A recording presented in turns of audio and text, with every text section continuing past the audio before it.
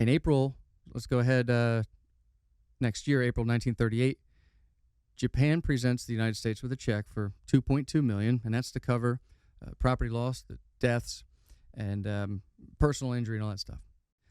They pay for it, and the following month, FDR, he comes up May 17th, and he signs the Naval Act of 1938, and this allows for $1 billion for Navy expansion, and this authorized the creation of 46 combat ships, 26 auxiliary vessels, and 950 naval aircraft. Japan didn't know it. They were paying for their own demise. Yeah, yes. Let's talk about some of the changes that are taking place. You know, the military is modernizing, right?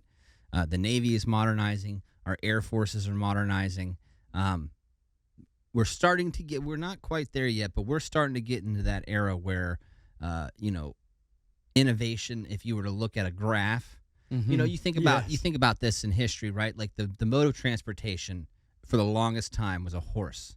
I mean, you go just endless generations, millennia. It's a horse, right? And then all of a sudden, you get the automobile, and things like innovation and technology, technological advancements, they just skyrocket, and they're exponentially getting, you know, quicker and quicker and higher. You know, just it's one innovation after the next. To where you think like what we have on a battlefield nowadays, you look at the video footage out of Ukraine and they're using drones and they have things now. I saw a weapon the other day that they can shoot it shoots some kind of a radio like a radio wave or an EMP kind of. It's the craziest looking gun. It looks like an alien gun, and it shoots like this EMP signal at a drone to make it come down and land slowly. And as long as it's within a certain range, that drone, whoever was operating it, can't operate anymore. Whoever has that gun on it now can operate it. We had a laser in Iraq. Remember the laser on the post? Yeah. Green beam dazzler? Dazzler. Moon beam dazzler? Green beam dazzler. They were green. Weird. But yeah, remember, they always would tell us, do not look at the laser. Yeah, you know, like don't shine that at anybody's eye. That's the best we had. We had the G-Boss. G-Boss was pretty gnarly. Is cool, I was talking to Stokes the other day, though, and he was telling me about the NVGs they're using now, just regular infantry guys. I asked him, I was like, you guys still rocking like monocular NVGs like the PVS-14s? And he laughed. He's like, no. I was like, oh, you're doing like 2 of them? And he's like, no, they're actually like thermal sights now. Wow. And they got this capability. He said it was called Predator mode. Because did you ever look through the monocular? They were like PVS-14s, but they were thermal. Yes. In Afghanistan? Of course. Lieutenant V let me use his one time, and he said now, though, they have this thing called Predator mode. And so instead of like, you know, it's like if it's cold, it'll be black. If it's hot, it'll be like a white color. Mm-hmm. Instead of the whole thing that's hot being white, it just does an outline. So you can see like crystal clear. Interesting. What you're looking at. We're going to need 2 dummy cords for that. Yeah, exactly. Dummy cords, zip ties. Yeah. Can you imagine? Can you imagine losing one of those in the field? We're getting off topic here. I mean, but just needless to say, like, innovations are happening quickly, and this is the era in which you really start seeing things like that skyrocket. So first and foremost, the Navy is going to expand its pilot training program, right? They're nice. Now looking to really get into aircraft carriers. People across the world, not just the U.S. military, but all militaries across the world are starting to realize that aircraft carriers, especially in the Pacific, right, where you can't, I mean, there's going to be huge gaps of ocean that can't be covered from an island, right? Or they just don't have an island feasible, like big enough to build an airstrip on. So you're going to need aircraft carriers. And they're realizing that this is going to be how naval warfare in the future is fought. You have innovations with airplanes. I mean, you know, you're looking. We go from World War I. We're flying these bi-wing planes made of basically paper, right? Wood and paper. To, you know, you're getting like P-38 Lightnings and Corsairs and you know the Grumman or the Grumman F4 F3 Wildcats, like these beefy metal fast high speed planes. You know, all this is going on. Obviously, the U.S. is preparing for warfare, and we're going to talk about this in a minute. But they've known, the U.S. has known since before the end of World War I that Japan is probably going to be a threat in the future. Absolutely. And we'll get into War Plan Orange here in a little while. But needless to say, it's on their radar. It really, when I look at what's going on with us in China now, It's on our radar now. I mean, that's what it Yeah. feels like, you know. Yep. But the U.S. is still really trying to keep its neutrality. They're trying to stay out of war, and that, again, we talked about all the reasons why that might be. You know, another reason on top of that too is to think about, you know, the U.S. maintained its neutrality for the majority of World War I, and that took us from being a third-rate country, like nation state, really, when it came to the world dominance stage, to it thrusting us right up there with the top dogs. Yeah. You know, just that factor alone, because all of them owed us money, right? Yeah. Like, we were supplying everybody and just sitting back and taking in the money for the majority of that war. Right. We did get into it in the end, and you know, we sent guys over, but I think that also is playing into this, this notion of trying to stay neutral.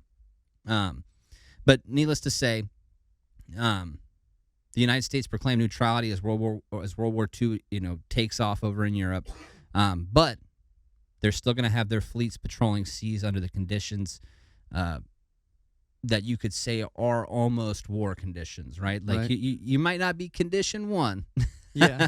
but you're probably condition 3, right? Yep, I mean, you got mag inserted in the rifle, maybe not one in the chamber, but you're close to ready to go. Prepared a little bit. Now, June 4th, 1934, there is a CV-4. It's a Ranger CV-4. It's the first U.S. ship built from the keel up as a carrier. That's cool. It's going to be commissioned at Pier 7 of Norfolk, over there in Virginia, the naval base there in Virginia. Nice. 2 aircraft carriers that are going to play, you know, vital roles in the coming war. The Enterprise and the Yorktown are going to launch aircraft from their flight deck and hangar deck catapults, which is interesting. You don't really see that anymore. Right. You know, using a hydraulic system to really, if you look at old Japanese aircraft carriers, you'll see that a lot. They'll have like aircraft on the side of destroyers. It almost looks like just hanging off the ends, and they'll launch them off with catapults instead of flying down a runway like an aircraft carrier. But both the Enterprise and the Yorktown will do that as well. The Navy's going to issue a contract. They're going to really invest in some PBY Catalina type aircrafts. For those of you that don't know, those are water boats. Water planes essentially, right? The ones that can actually land on the water. Okay. They what do they call them? Boat planes. Yeah, like I know something what like you're that. saying. I think But they're specifically designed to be able to take off and land on water. And the reason why you would want that is to be able to patrol the skies and the seas in the Pacific, because again, there's not too many options for landing and refueling, and you name it, X, Y, you have to be able to do it on the water. so they're just trying everything. Everything they can. I mean, you can really kind of see that playing out. The deeper you dive into this, you can see. I mean, even with things like amphibious warfare, you know, the United States Marine Corps is experimenting constantly on how do we make an amphibious assault on an island and take it? How do we island hop? Because again, all this plays into that War Plan Orange, which we're going to go over here in a little bit. One thing we got to really keep in mind here is how fast Japan is advancing across the Pacific. There's a reason why we titled this "In the Shadow of the Rising Sun," because that's essentially what's happening. You know, it was a pun on words with the rising sun flag and all that. But truthfully, if you were to look at a map and have it play out like in a timeline, right? This like some animated map that would show you the territory that Japan is taking over and the timeline in which they're doing it in. They're expanding at a rapid rate. Oh yeah. And the Allied strategy really is focusing on stopping Japan's expansion. They're trying to figure out, you know, you got all these cracks in the boat and you're trying to figure out how to plug all these holes before the water gets in, right? Very fast. That's what they're trying to figure out. But that's a hard task, man. And, you know, we're going to get into this too, but the U.S., you know, typically has a small peacetime military. Yep. Especially in a historical sense. You know, our military, we don't have a large standing army, right, or a large standing navy. We've got nowadays it's slightly different because we spend 10 times more than the next top 10 countries, at least GD, like, Oh, yeah. money wise on our military and our capabilities. But size of the military wise, especially back then, after World War I gets small, Yep, right? yep. And then when wartime comes, the U.S. has always been good about having people volunteer, step up. If we need a draft, we do that. But it's always good about filling its ranks when the war comes. And it's really good at weaponizing the society. Like the United States manufacturing systems and all that are very good at just on a dime switching to a wartime capacity. At least historically they have been. It'd be interesting to see now, but I still think Right. it would be. I think so. But needless to say, whether you're looking at Europe or you're looking at the Pacific, the United States is going to enter World War II pretty much unprepared for either. Makes You know, sense. you have people talking about it, people thinking about it, people planning, they're trying, but they're just not there.